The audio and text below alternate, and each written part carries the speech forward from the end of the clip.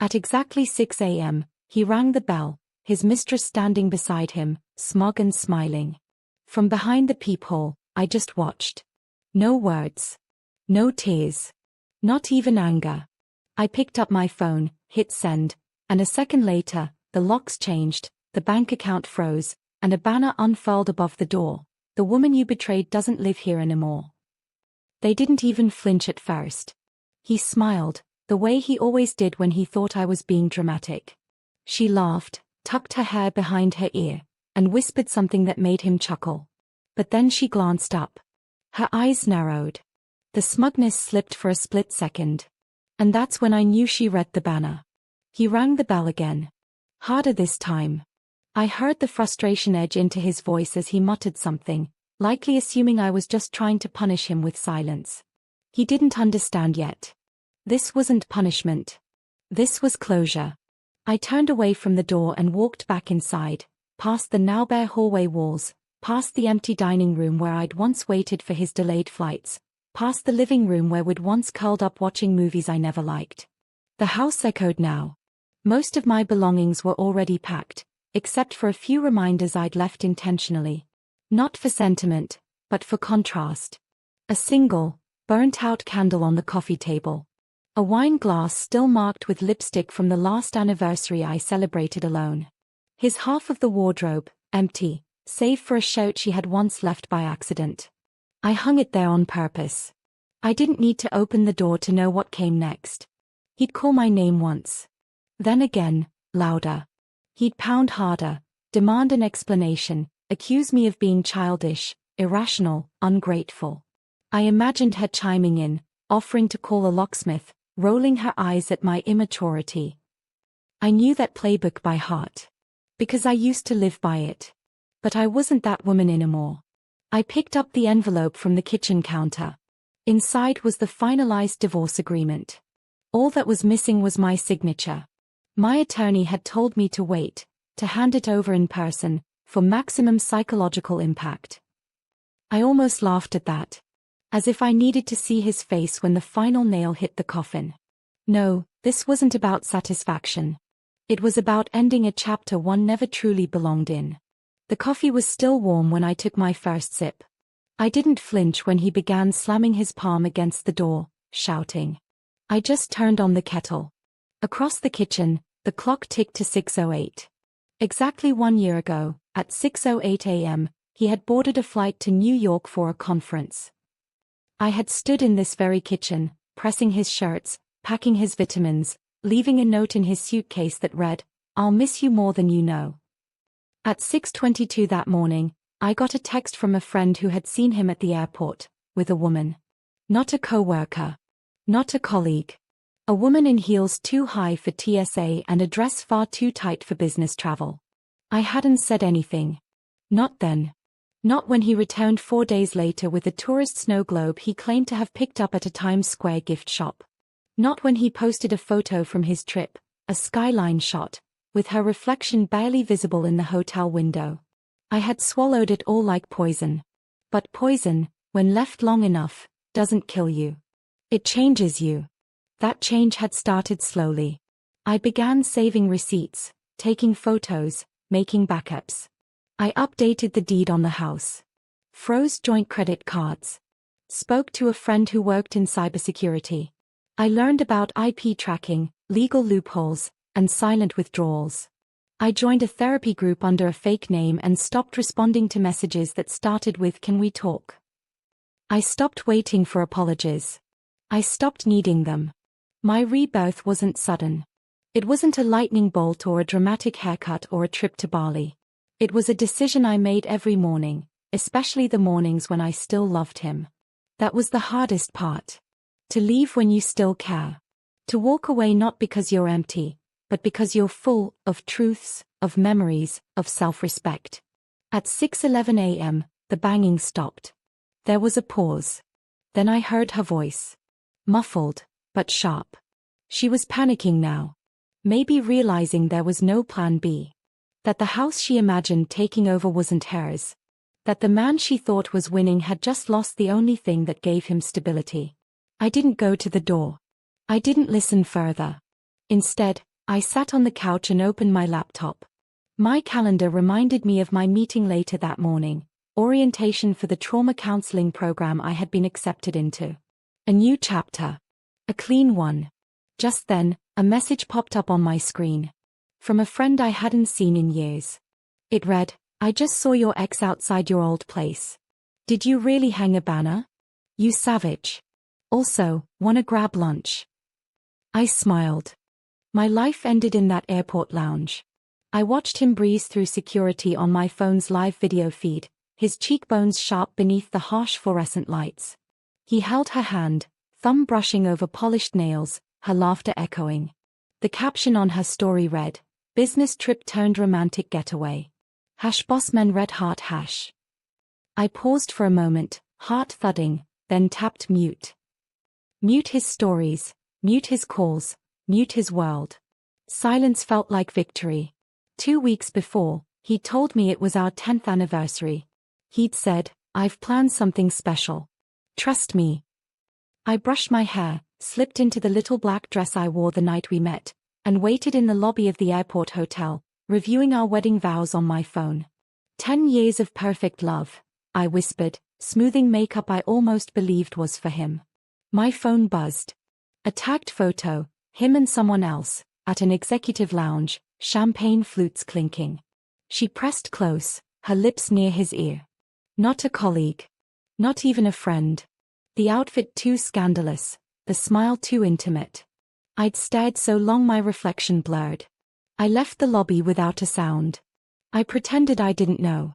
I let him think I was the naive, devoted wife who would anxiously await his return with teas and gentle questions. He arrived on a red-eye, still smiling at the mistress's texts as he passed through the terminal. He rolled his suitcase toward the car, phone tucked into his ear. His eyes flickered toward me when I stood by the curb, but I kept my face blank, waved a stiff hand, and watched him drive away. Behind closed doors, I set my plan into motion. I called my attorney at sunrise and instructed her to draft every document necessary: divorce petition, emergency injunction, property reallocation. I emailed my bank, froze the joint account, and transferred our savings into my new trust account. I sold our cabin on the lake, the one he said he'd surprise me with for our honeymoon. I instructed the realtor to sell it as is, citing personal reasons. There was no time for sentimentality.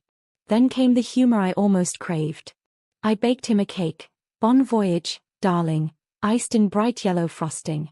While it baked, I shredded the divorce papers in the blender, pouring the confetti into a jar labeled Memories, Do Not Open. I packed it with the cake, set them on the kitchen island, and took a photo. Next, I dressed in my comfiest pajamas, climbed into bed with my laptop, and ordered a one-way ticket to the city where my acceptance letter hung on my fridge. I stared at it. Welcome to the Institute of Advanced Trauma Studies. It felt surreal, like opening a door I never thought I'd find. At 8 p.m., I sent him a text, "Can't wait to celebrate with you tomorrow. Cake's in the fridge." He replied with a heart emoji. He never asked why I sounded strained. He never sensed the finality in my voice. That night, I slept for the first time in months without nightmares. Morning arrived with regret-free clarity. The cake sat perfect under the cloche. The divorce papers lay scattered in rainbow shards. I dressed in a crisp suit I'd bought for my mock trial in class, sharp and purposeful. I grabbed my coffee, slung my backpack over one shoulder, and walked out, leaving the cake and the confetti behind, windows open to the autumn breeze. In the kitchen, the cake knife glinted under the bulb. He would have cut the first slice while I recited a toast. Instead, I imagined it being dropped on his lap as he traced her name with his fork. Imagined the shock when he heard the cash had vanished, when the realtor called to confirm the cabin was sold. I smiled, sipped my coffee, and locked the door. That afternoon, I scrolled Instagram. Her story featured us in a carousel of filtered photos, him draping his arm around her waist, her whispering into his ear. Comments poured in, "You look adorable. Power couple goals. When's the wedding?" I clicked save, screenshots tucked away in a folder titled, Evidence of Stupidity. I posted one of my own, a photo of my new student ID, smiling under the caption, "First day of the rest of my life. Dear Emily." A flurry of supportive messages followed. "You've got this. So proud of you. See you in class." Later, I met my best friend at the cafe near campus. She slid into the booth, eyes wide. "You made the cake," she whispered, gesturing to my phone. I nodded, sipping espresso. We laughed at the absurdity, him expecting celebration, me orchestrating farewell. I showed her the jar of confetti. She gasped playfully. "Bravo, madam." We clinked coffee cups. That evening, I walked past the house one last time. The blinds were drawn tight, the driveway empty. A for sale sign glimmered in the yard. I inhaled deeply, picturing a new family moving in, oblivious to the drama that had unfolded. I felt no pangs, only relief. The banner was gone, the locks reset. Reality had a way of reasserting itself. I welcomed its finality. At dusk, I settled into the lecture hall for my first class in trauma studies. The professor called roll. I answered with my new name, Emily Carter, no longer wife, never again victim, always survivor. The lecture began. Healing begins when we reclaim our stories. I glanced at the notebook he passed around, lines in my handwriting, recounting childhood loss, betrayal, rebirth.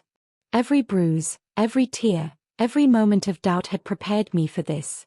As the lights dimmed for the presentation, my phone buzzed with one last message, from him, "We need to talk." I locked the screen, set it to do not disturb, and turned off the phone. I leaned forward, ready to absorb every word about resilience and recovery. The chapter he wrote for my life had ended. I was already drafting the next one where I was the protagonist in every scene, where I opened doors on my terms, where I didn't need his key to feel at home. The girl in the mirror finally spoke back. And for once, she wasn't crying. She looked tired, but not defeated.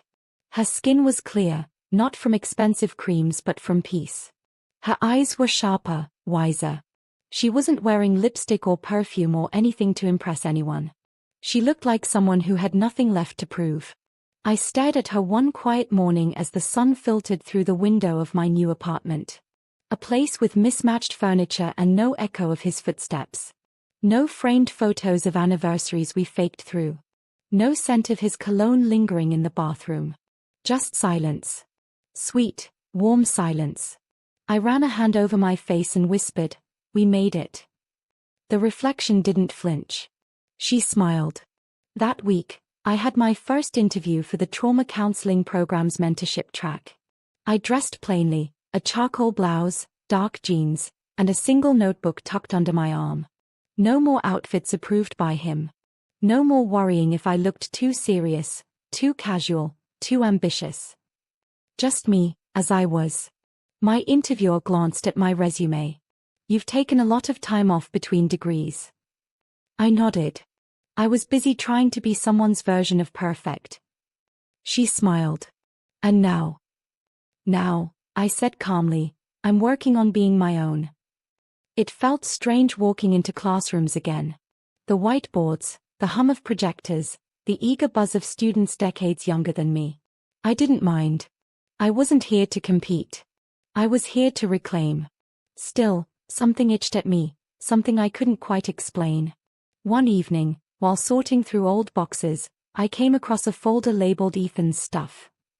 Inside were photos. Birthday dinners. Movie stubs. A drawing I'd made of our future house, complete with a picket fence, 2 dogs, and a little garden. I stared at the crooked hearts I'd doodled in the corners and felt nothing. I tossed it all in a trash bag. But one photo slipped out and floated to the floor. It was of her. The Mistress. Her name was Julia Wren. I had never needed to know her name. I only knew what she looked like in candlelight, in social media filters, on my husband's phone. But this picture was from years ago. She was in a lab coat.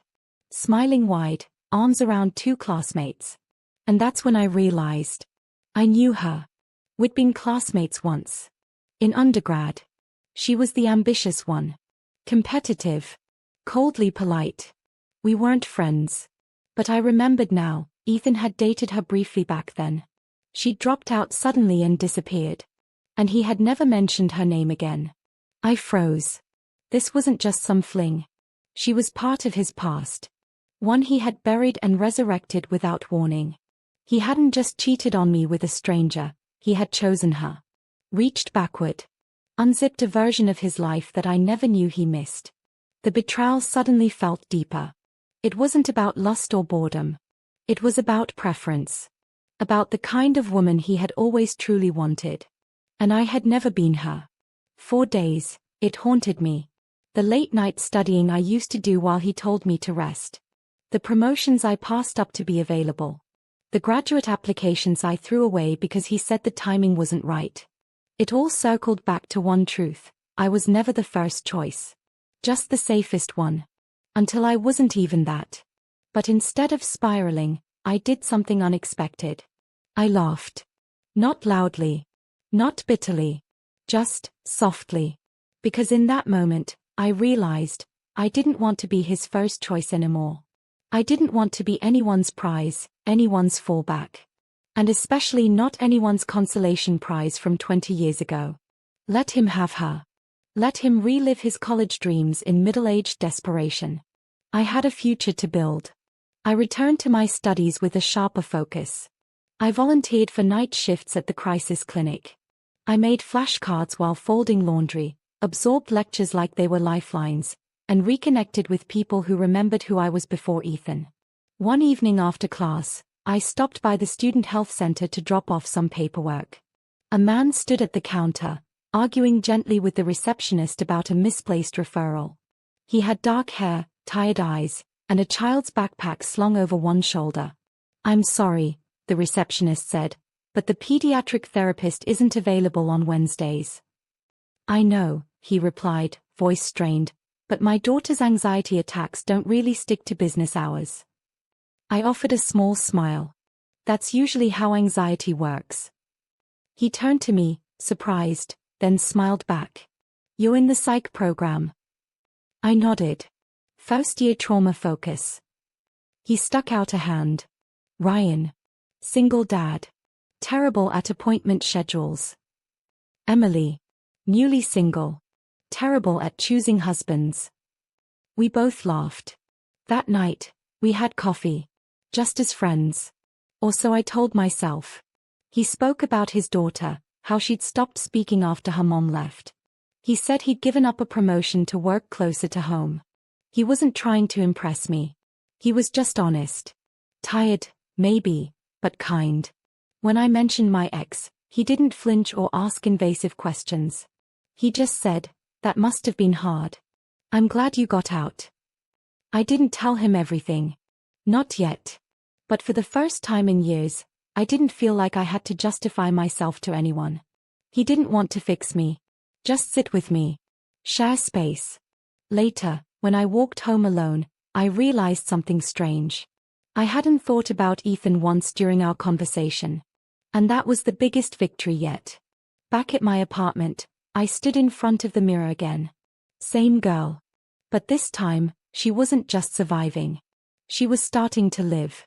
The past wasn't behind me. It was beneath me. And from here, everything ahead looked wide open. The night I killed the perfect wife, I didn't cry.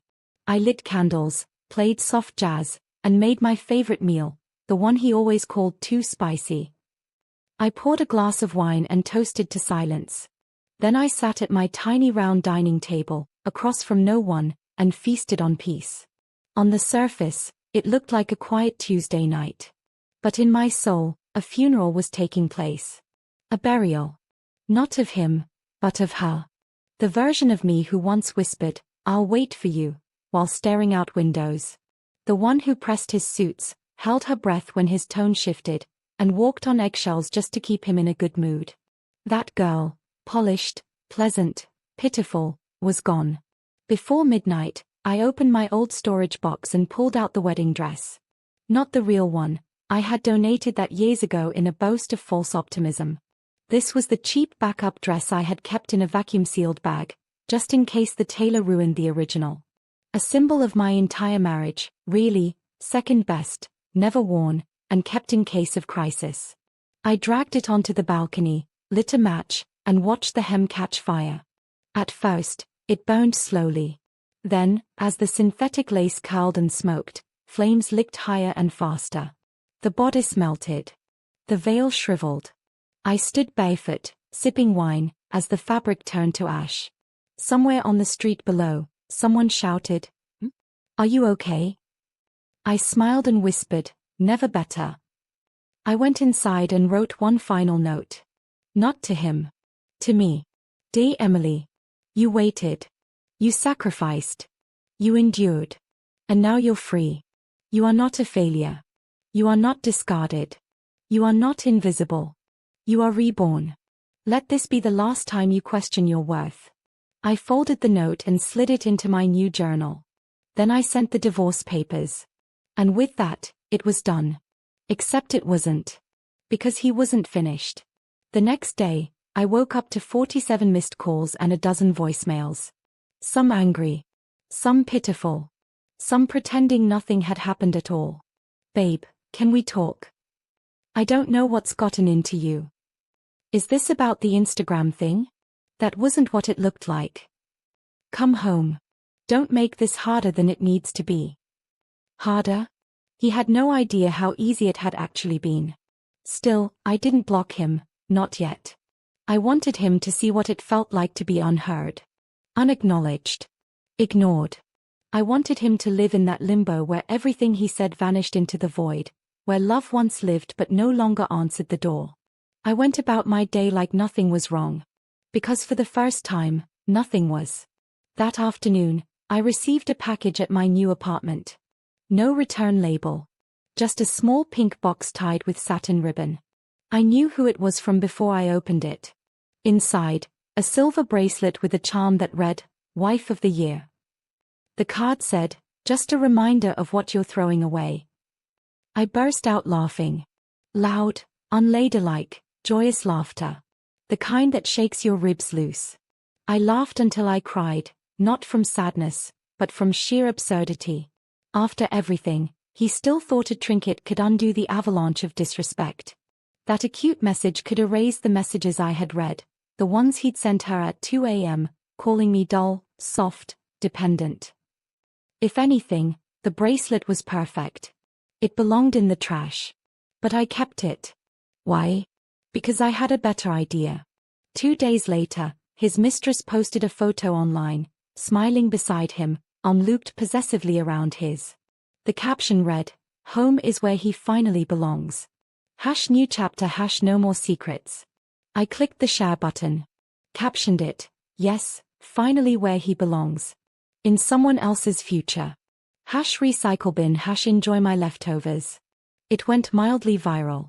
Her friends rushed to defend her in the comments. My friends? They just left popcorn emojis.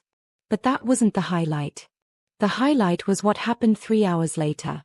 I received a message from a mutual acquaintance. "Hey, did you see the boutique scandal?" Eyes. I hadn't. Not yet. Apparently, her small fashion brand, the one she bragged about constantly, was exposed for selling knockoff designer handbags. A customer had posted a video proving it. Then more surfaced. Refund requests exploded. Her carefully curated lifestyle brand collapsed in a week. I didn't gloat. Okay, I might have toasted with champagne. But I didn't dance on the ashes. I just watched from a distance and thought, poetic justice wears high heels and sells fake purses. A week later, he showed up at my old house, again. He tried the door. Found it locked. Then stood outside for almost an hour, just waiting. I knew because a neighbor sent me a blurry photo. In it, he looked lost.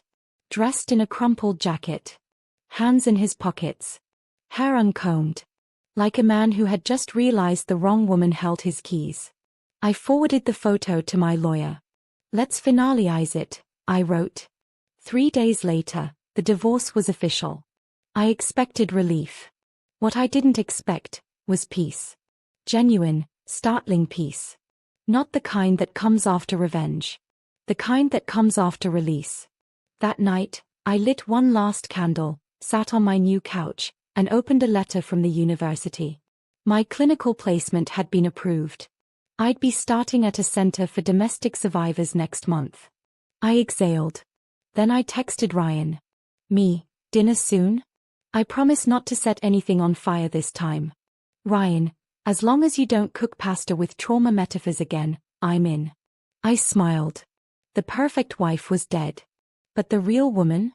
She was just getting started. Their first night together, I started my first night shift. While they were uncorking wine and choosing Netflix shows in the house I used to call home, I was kneeling on the floor of a trauma clinic, trying to coax a 12-year-old girl to speak after being found in an abandoned apartment with no shoes, no family, and no voice. I didn't think about Ethan. Not when I held the girl's hand, not when I wrote up the intake report, and not when I left the clinic at 2:47 a.m. with my shoes soaked and my back aching. He wasn't in the air anymore. He wasn't in my bloodstream. It was like he'd been extracted, surgically removed. I slept for 5 hours and woke up to a text from Ryan. Ryan, coffee? I'm near campus. We met at the corner cafe, the kind that only served pour-overs and played indie folk music that made your soul ache in a good way. He looked tired, too. But there was something gentle in the way he stirred his drink. Like he didn't rush through anything. Like he knew life was fragile and worth sipping slowly. I told him about my night shift, about the girl with no shoes. He didn't try to solve it. He just listened. Then he said, "You must be exhausted. But you still showed up for her. That's a kind of love, too, you know." I blinked, startled by the word. Love. Not the romantic kind. The human kind. The kind I'd rarely received. After coffee, we walked without planning to. Just side by side. Until we found ourselves at a bookstore. I picked up a second-hand copy of Women Who Run with the Wolves. He handed me a book on trauma therapy and said, "Page 82 is the one that changed me."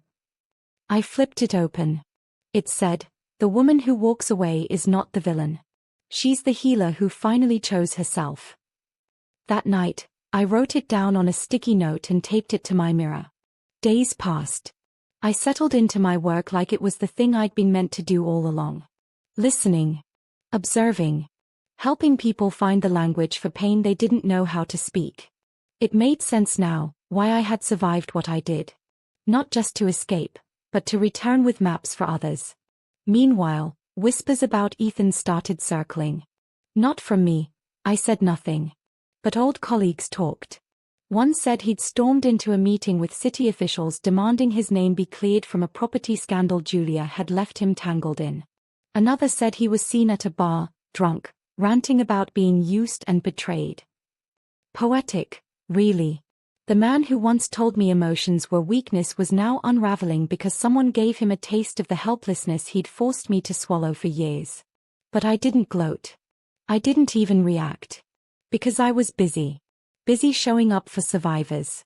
Busy helping a single mom write her court testimony. Busy learning how to sleep without bracing for doors to slam. And busy being noticed, not for how well I folded someone's laundry, but for how I listened, how I held space, how I could walk into chaos and carry calm. One evening, after a long shift, Ryan met me outside the clinic. He had his daughter with him, 7 years old, quiet as a cloud. She clung to his hand but peeked up at me, curious. "Emily," Ryan said softly, "this is Zoe." Zoe didn't speak. But she handed me a daisy she'd picked from the sidewalk. I crouched down, took it gently, and whispered, "It's beautiful. Just like you." She smiled, shy and rare, and pressed her cheek into her dad's arm. That night, he walked me home. At my doorstep, he didn't kiss me. He just looked at me like I was a sunrise he didn't want to rush. And I realized then. Ethan never looked at me like that. Not once. The next morning, I received an email from Ethan. Subject line, "Can we talk?" The body read, "I made a mistake. I see that now. Julia is gone. She left without saying goodbye. I don't know where to start fixing things, but if you're willing to meet me, I'd like to explain. Please." I stared at the screen for a long moment. Then I replied with one line. "There's nothing left to fix." I didn't hear back for weeks. Until the letter came. Yes, a real one. In an envelope. My name on the front. My old address scratched out, new one handwritten in unfamiliar ink. Inside, a note and a bracelet. The bracelet. His mother's heirloom. The one he'd always promised to give to the woman who proved she was family. He was offering it now. Late. Pathetic. I folded the letter, placed it back in the envelope, and wrote 2 words across the front. Return to sender. Then I walked to the mailbox, dropped it in, and never thought of it again. That weekend, Ryan invited me and a few classmates to his daughter's birthday picnic. There was lemonade, paper crowns, and chalk drawings that covered the sidewalk. Zoe gave me a handmade card with stick figures and the words, "You're my hero." I felt something shift in me. Not a romantic rush. Something quieter. Belonging. That evening, as the sun dipped low and the kids ran wild through the grass, Ryan walked beside me and said, "I don't know if this is too soon, but I'd like to be there. For whatever comes next." I didn't answer right away. But I reached for his hand. And for the first time in my life, I didn't feel like I was reaching up for someone. I felt equal. Seen. Held, not like a trophy, but like a partner. He showed up at my university clinic on a Thursday. No warning. No appointment. Just walked in like he still belonged in any room I occupied. I was speaking with a patient when a student intern whispered in my ear, "There's a man in reception asking for you. Says it's personal." I already knew. I excused myself, walked down the hallway, and stopped just short of the glass doors. There he stood, Ethan Carter. Military jacket wrinkled. Eyes red-rimmed. Hair unkempt in a way that looked unintentional. And beside him? A cheap briefcase clutched like it held a second chance. He hadn't looked this old a year ago. I opened the door but didn't invite him in. "Emily," he said, voice low. "Can we talk? 5 minutes." I stared at him. "This is a trauma clinic, Ethan. Don't bring yours here." He blinked like I'd slapped him. I don't even know where to begin. Julia's gone. I lost the house. I lost everything. "That's not true," I said coolly. "You still have exactly what you chose. Yourself." He flinched. "Can we please not do this here?" "Why not?" I said, stepping out fully, loud enough for the reception intern to hear. "You made everything else public, our marriage, your affair, your meltdown at City Hall. This is just the sequel." He sighed, reaching into his coat. "This was your mother's. You left it behind." He handed me a small locket. A family heirloom. One I hadn't even remembered packing. I thought maybe. "I left it behind because it belonged to a different version of me," I said flatly. "One who's not alive anymore." He looked at the locket like it might save him. "I've made mistakes." "Mistakes are leaving a candle on overnight," I said. "What you did was character." He stiffened. "You really think I'm that bad?" I smiled thinly. "No, Ethan. I think you're worse than you know and not as important as you believe." That got to him. He started talking fast, about how Julia turned on him, how her boutique scandal dragged his name into tax evasion rumors, how no one from the military circle returned his calls now. How they all took her side until they saw the truth. I waited for him to say what he really came to say. And there it was. "I need your help." There it was. Not "I miss you." Not "I'm sorry." Just "I need." I tilted my head. "You need the woman you humiliated to help you now? That's rich." "I'm being investigated, Emily. I could lose my pension, my clearances, everything. If you could just..." "What?" I cut in. "Write a character reference? Swear you're a good man who just made a few bad choices." He nodded, desperate. I laughed. "Not cruelly. Just honestly. You've misunderstood something, Ethan. I'm not angry. I'm free. I'm not going to smear you. But I'm not going to save you either. You on your own." For the first time in our entire history, he looked truly afraid. "I'll go," he said after a long silence. "But, would you at least come to dinner? Just once. Talk like we used to." We never talked, I replied. I reported. You decided. He didn't respond. I turned and walked back into the clinic. The door clicked shut behind me like a final verdict. Later that evening, as I changed out of my scrubs, I got a call from my mentor. Your ex tried to contact the program director, she said. He claimed you were emotionally unstable and requested they review your credentials. I nearly dropped the phone. But don't worry, she added. He underestimated the kind of people who stand behind you now. We've submitted a formal no-contact order to the university security. If he steps foot on campus again, he'll be escorted off. My chest tightened. Not from fear, but from something deeper. Rage? No. Validation. He was falling. Loudly. Desperately. And he couldn't bear the silence of my absence. A few days later, I was invited to speak at a fundraising gala hosted by the clinic. A panel discussion. Trauma, healing, and female resilience. I arrived in a navy suit. Simple. Strong. I didn't wear makeup for him. I didn't wear heels to impress. I wore what made me feel grounded. Sharp. The crowd was full. Donors. Politicians. Local media. And sitting in the back row, barely lit by the chandeliers, was Ethan. Of course. His presence didn't rattle me. It confirmed everything. When my turn came, I stepped onto the stage and spoke calmly. Survival, I said, is not about revenge. It's about reclamation. Taking back your breath, your time, your name. And choosing, every single day, not to return to the fire that once burned you. I didn't look at him once. But I saw him. His shoulders slumped. His mouth slack. And when the audience rose in applause, I saw his face in full light. Grief. But not for me. For the man he once thought he was. After the panel, he approached me in the hallway. Alone. I don't even recognize you, he said softly. I turned, offered him a small smile.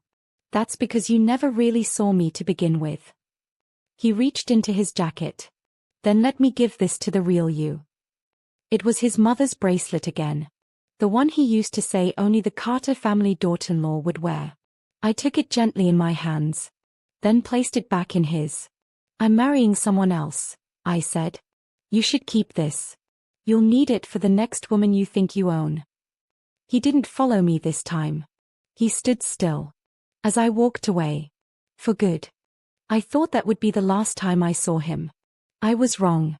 2 weeks after the gala, the storm came, not in the form of fists or flames, but through pixels. It started with a whisper. An online article surfaced. Anonymous source. Sensational headline. Former soldier's ex-wife fabricated abuse claims to advance career. I blinked at the screen, pulse slow, breath steady. I didn't even have to scroll to know the source of the leak. The anonymous details were all too familiar. Exact quotes from my conference speech. Exaggerated timelines. A warped version of my scholarship, framed as manipulation, not merit. Buried in the third paragraph. A decorated veteran, once married to the subject, alleges that she created a narrative of suffering to appear brave and win sympathy-based funding. The decorated veteran. Ethan. It was subtle. Cowardly. But unmistakable. He hadn't taken my rejection at the gala as closure. He'd taken it as insult. I stared at the screen for another minute. Then I smiled. Not because I wasn't hurt, but because I wasn't helpless. 10 years ago, that article would have shattered me. Now? It would launch me. I took a deep breath and picked up my phone. Dialed the PR contact at the clinic. Then I called my attorney. Then the board member who had once said, "If you ever need support, we've got you." Within 48 hours, the smear campaign was unraveling. Because when the truth is on your side, and you've lived it with open scars and quiet dignity, you don't fight lies with louder lies. You answer with proof. My records were airtight. My scholarship well documented. My service log matched every speech I had ever given. My therapist provided a character statement.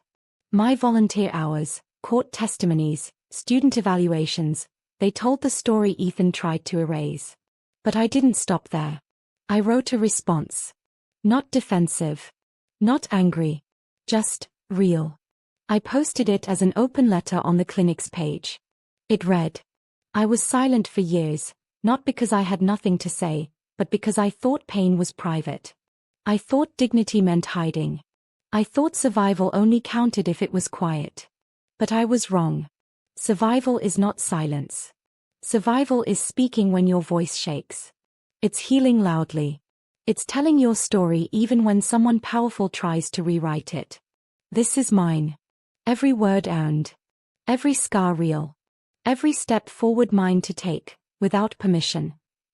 The post spread faster than I expected. Within days, news outlets picked it up. Emails flooded in, from students, single mothers, trauma counselors, soldiers' wives, and young girls who'd followed my journey silently from the shadows. I left him after reading this. I reported my boss today. "You reminded me I'm not weak." Then came the university's response. They held a press conference, small, sharp, and definitive. "We stand with Emily," they said. "We stand with every survivor who refuses to let shame silence their truth." But the true finale came when the Military Ethics Board released a follow-up report on Ethan. Apparently, this article had crossed a line. Not just legally, but morally. The board issued an official statement. "It is a violation of military honor to use one's status to weaponize false claims against civilians for personal retaliation." His last support collapsed overnight. His pension was docked. His veteran privileges suspended. His name, once spoken with respect in military circles, was quietly removed from commendation walls. I didn't need to dance on the ashes. But I stood in them. Tall. A few days later, I walked onto campus for a scheduled workshop. As I passed the newsstand, I saw the headline of a local magazine. "From Housewife to Hero, Emily Carter's Road to Redemption." I paused, amused. Redemption? I didn't think I was redeemed. I just thought I was returned. To myself. To truth. Later that night, I went to visit Grandpa Carter. He was thinner now, older. But his mind was still sharp as a blade. When I walked into the study, he was polishing an old medal, one of my father's. He looked up, eyes gentle. "They tried to destroy you." "They did," I said simply. "But they didn't." "No," I smiled. "They didn't." He placed the medal in my hand. "Your father would be proud. Your mother, too." I held it carefully, the cool weight grounding me. "That means more than you know." As I was leaving, I saw it. A photograph on his shelf, one I hadn't noticed before. Me. Younger. Standing between my parents in full graduation robes. Smiling like I believed in forever. Grandpa Carter followed my gaze. "I kept that one hidden for a while," he admitted. "Didn't want Ethan seeing it. He never understood what he almost had." "Almost," I whispered. The next day, I spoke at another event. Not in a hall this time, but at a middle school. A group of 7th grade girls. Nervous. Bright-eyed. Scribbling notes they'd never reread but would somehow remember forever. One of them asked, "Were you ever scared?" I paused. "Every day," I answered honestly. "But I did it scared. That's the difference." Another girl asked, "How do you know if someone really loves you?" I thought about Ryan. About his daughter. About how he always listened without fixing, offered space instead of pressure, and made room for my voice, even when it was small. "You'll know," I said softly. "Because they won't ask you to shrink." That night, I returned home to a dinner table covered in finger paints, half-eaten cake, and giggles from the living room. Zoe was curled up in Ryan's lap, drawing shapes on his hand. He looked up at me, smiling like I'd brought light into the room just by walking in. "Long day?" he asked. "Beautiful day," I replied. He walked over, took my hand, and kissed my knuckles. "You're safe now," he said. But what he didn't know was, I wasn't just safe. I was sovereign. And no one, not Ethan, not the past, not fear, could touch that anymore. It was spring when Ryan proposed. No grand spectacle. No audience. Just the two of us walking through a park with Zoe skipping ahead, chasing dandelions. He didn't kneel. He didn't make a speech. He just turned to me and said, "I want to grow old beside the strongest woman I know. Will you let me?" I nodded before he even finished the sentence. We didn't need a fairy tale. We had the truth. We married 6 weeks later in a garden behind the clinic where I now worked full-time. Wild flowers, simple chairs, a canopy made from old books and soft string lights. The vows were handwritten. Ryan's were short, mine were shakier. Zoe held the rings, beaming like she'd built this future herself. I didn't invite Ethan. But he came anyway. He stood in the distance, leaning on a cane, wearing a suit that no longer fit his frame. Time had not been kind. Or maybe kindness had simply abandoned him the moment I did. He watched quietly, eyes hollow, mouth pressed into a line that didn't move even when we kissed. I saw him, and for a moment, the past flickered in my chest like an old match, but it didn't light. Not this time. After the ceremony, I was walking toward the reception tent when he stepped into my path. "Congratulations," he said quietly, his voice hoarse. "Thank you," I answered just as softly. He looked at me, eyes bloodshot. "You look happy." "I am." There was a long pause. Then he reached into his coat and pulled out a small velvet box. Inside was the Carter family heirloom bracelet, again. One final offering. One last plea for relevance.